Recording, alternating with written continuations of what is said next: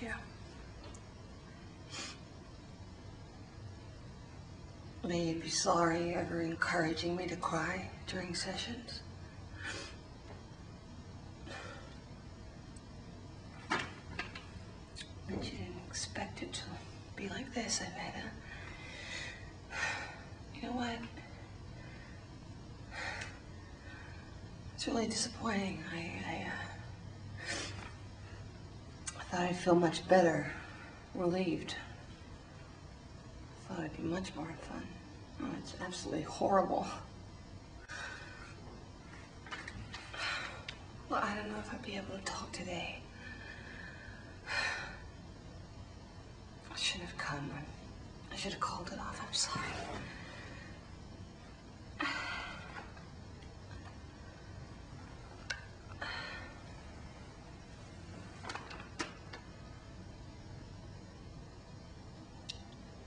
I've been sitting out there for about 4 hours.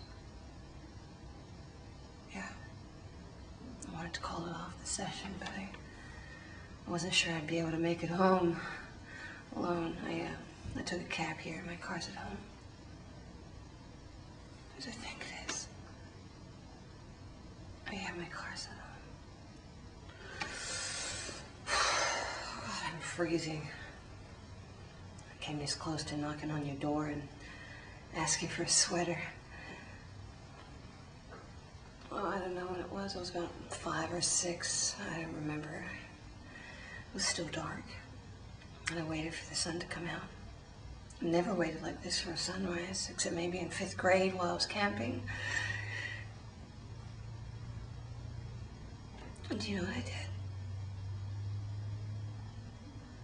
I helped myself. And I watched.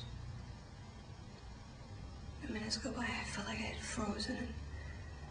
And time had frozen too, and I just watched the minutes change over. And I thought to myself, how stupid is this? Dying on the sidewalk like roadkill across the street from my therapist's office.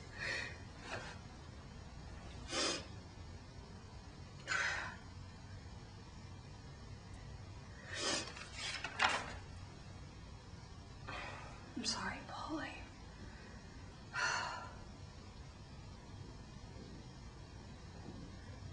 I should have just called this off. I shouldn't have come here. Fuck my head.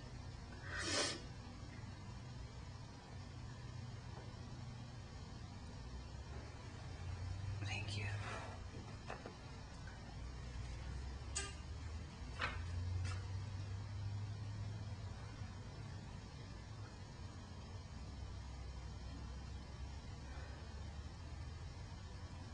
What happened? What didn't happen?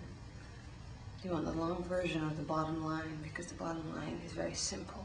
My life is over.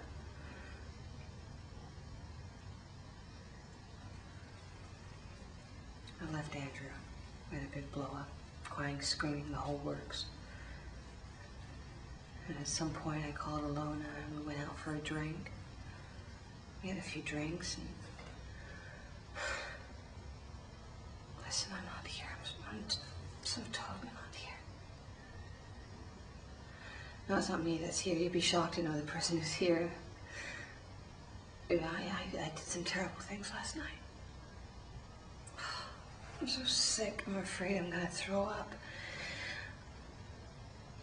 Oh, I'd rather die than throw up all over your rug. What do you mean? It's vomit. I'm not gonna vomit all over your rug.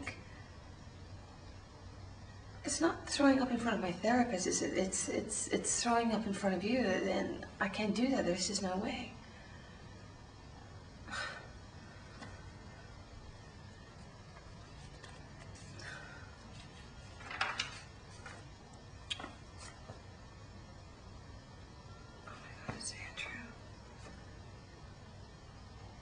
He knows I'm here at this hour. Why is he calling me?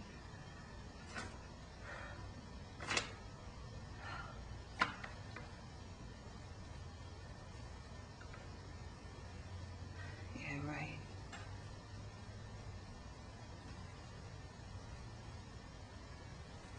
cared, he wouldn't have started this whole mess. Do you know I was this close to just fucking a guy just now? Last night, I mean, just a guy in the bar. Some guy in corduroy pants and a sweater and curls. I swear to God, he looked like some out of a cult, like a born-again Zealot. Shit, you know, let me just step out for a moment. I'm just gonna tell him I'm here. I can't concentrate like this. Just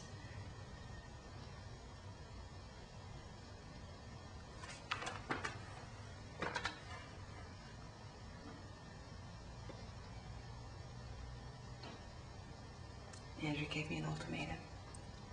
Either we get married or we split. He said he wants an answer in a day or two, or else he's leaving. He said he just can't take it anymore. He loves me. He doesn't believe I love him. Not for real. That has been going on for 2 years already, and on and off, blah, blah, blah, blah, blah. And I don't know why, but all of a sudden he just started, you know, ranting and raving. I mean, we did talk about this, about weddings and kids and all that bullshit. But it was only in theory, you know, if we stayed together. And suddenly, out of the blue, last night, I can't even remember what we were doing. I think we were watching TV. And suddenly he grabbed the remote and jumped off the sofa and turned off the TV. And I see that he has tears in his eyes. And he tells me that's it, he can't take it anymore. Fuck, he's so out of line. He promised me to lay off for a while. And suddenly he comes to me with his crying thing. He actually bursts out crying. I've never seen him like this. Unbelievable. And to tell you the truth, it really scared me. Now, you know, it made me angry. Manipulating me with these cheap chick tricks. Maybe he thought it would make me more compassionate, that I'd become motherly and understanding and embracing, and I had a tantrum, like a 3-year-old. I screamed and I cried and I told him to fuck off. Told him what a little shit he was doing this to me, knowing I had double shifts this week at the hospital.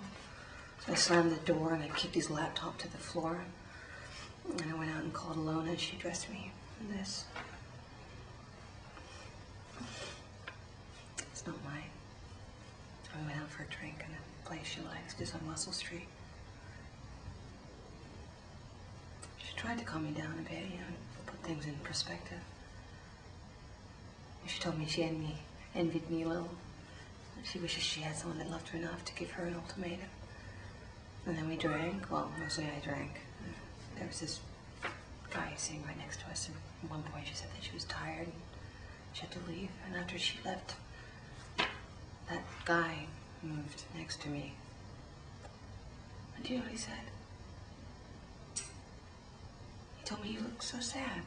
And I said, "Really?" And he said, "Yeah, you do. It looks good on you." Looks good on you? I mean, whatever happened to, do you have the time, or, I don't know, haven't we met before? Do you come here often, whatever? I mean, I must be totally out of touch, Paul.